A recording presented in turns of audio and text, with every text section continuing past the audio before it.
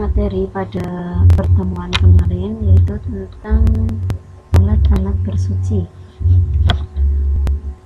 Secara umum, menurut hukum Islam, air dibagi menjadi 5 macam.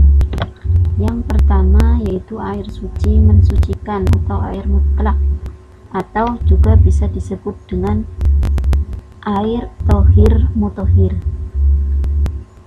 Air suci mensucikan yaitu air yang tidak tercampuri oleh najis dan dapat digunakan untuk bersuci sesuai dengan kadar banyaknya air, dalam artian airnya itu tidak sedikit.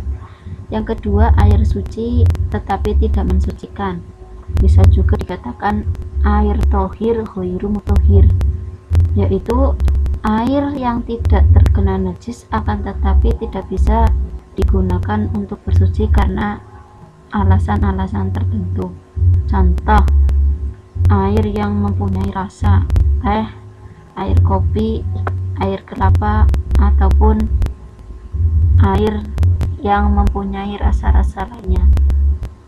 Yang ketiga yaitu air mutanajis, air yang terkena najis, di mana air tersebut sudah kejatuhan najis ataupun sudah tercampur dengan najis-najis yang lain, contoh kotoran binatang ataupun terkena air kencing dan lain-lain. Maka air mutanajis tidak bisa digunakan untuk bersuci, contohnya wudhu ataupun mandi. Yang keempat yaitu air makruh atau musyamas. Air makruh atau air musyamas adalah air yang terkena sengatan panas sinar matahari. Kalau di zaman dahulu itu air biasa ditempatkan di bejana, maka bejana tersebut akan panas ketika tersengat sinar matahari. Maka dari itu air tersebut makruh. Karena apa? Dikhawatirkan air tersebut tercampur oleh tembaga-tembaga yang menguai, makanya tidak baik untuk tubuh ataupun untuk kesehatan. Maka dari itu air tersebut makruh atau tidak dianjurkan untuk digunakan untuk bersuci. Yang kelima yaitu air mustakmal. Air mustakmal itu adalah air yang sudah dipakai untuk bersuci, dalam artian air tersebut sudah digunakan untuk bersuci akan tetapi digunakan kembali, maka air tersebut tidak bisa digunakan untuk bersuci karena sudah mustakmal. Selanjutnya yaitu pengertian najis. Najis merupakan sesuatu yang kotor atau yang dianggap kotor oleh syara sehingga menyebabkan tidak sahnya suatu ibadah. Jadi najis itu merupakan sesuatu yang kotor, di mana dengan keadaan kotor tersebut seseorang tidak sah suatu ibadahnya sebelum najis tersebut dihilangkan atau dibersihkan, disucikan. Adapun macam-macam najis yaitu ada 3. Yang pertama yaitu najis mughalladhah atau najis berat. Yang kedua najis mutawasithah, dan yang ketiga najis mukhaffafah. Najis mughalladhah atau najis berat merupakan najis yang disebabkan oleh air liur anjing ataupun babi yang mengenai barang.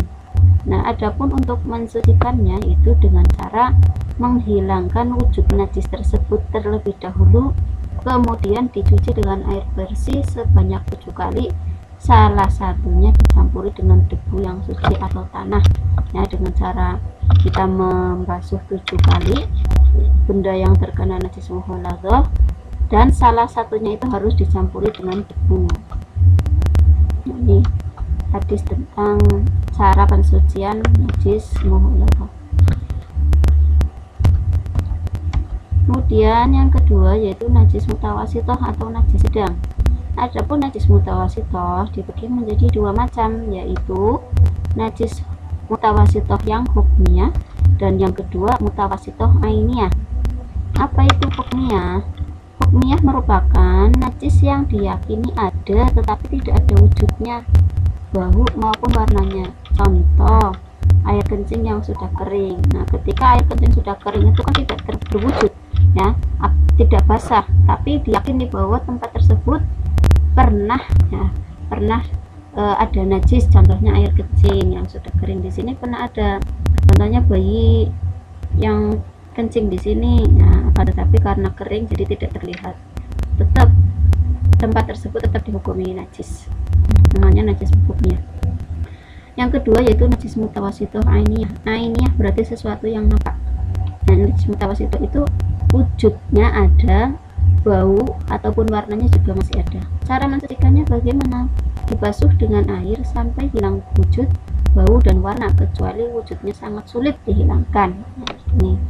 Jadi dibuang dulu najisnya, kemudian dibasuh dengan air yang bersih, ya, dialiri air yang bersih sampai hilang rasa, bau maupun wujudnya. Yang ketiga yaitu najis mukhafafah. Maaf, untuk yang termasuk najis mutawasitoh contohnya ya, ada bangkai binatang darat, segala macam darah kecuali hati dan limfa, nanah, ya, sesuatu darah yang membusuk, terus semua benda yang keluar dari dua jalan, baik itu kubul maupun dubur, contohnya air kencing ataupun kotoran. Kemudian yang kelima, segala macam minuman keras, khamr. Terus muntahan. Najis mukhafafah atau najis ringan merupakan najis air kencing anak laki-laki yang hanya minum ASI dan berumur kurang dari 2 tahun. Jadi ketika ada bayi laki-laki yang usianya belum mencapai 2 tahun dan belum makan apa-apa kecuali ASI, maka najisnya cukup dipercikan dengan air pada yang terkena najis ini, air kencingnya ya. Kalau kotorannya sih tetap sama halnya dengan najis mutawasitoh, karena sesuatu ada apa namanya kotoran yang memang harus dibuang terlebih dahulu. Untuk cara pensucian hadis najis mukhafafah yaitu sesuai dengan hadis riwayat An-Nasai, itu menyebutkan bahwa sucilah apa-apa yang terkena air kencing anak perempuan, sedangkan jika terkena air kencing anak laki-laki cukup dengan memercikan air. Kalau bayinya perempuan tetap seperti halnya najis mutawasitoh ya, tapi kalau laki-laki cukup dipercikan saja.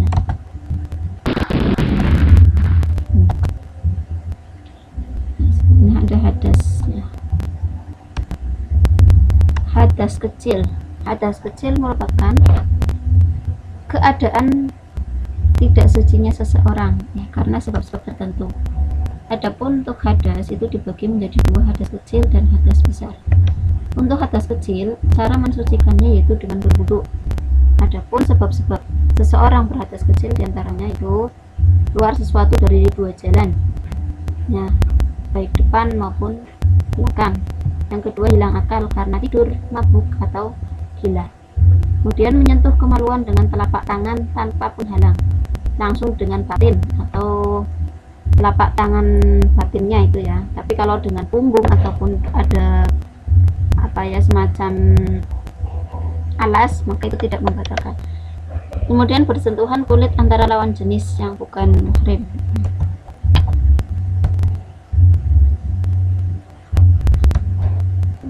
Ibu yakin wudhu itu sudah biasa kalian gunakan ya setiap hari ketika akan melaksanakan ibadah sholat lima waktu.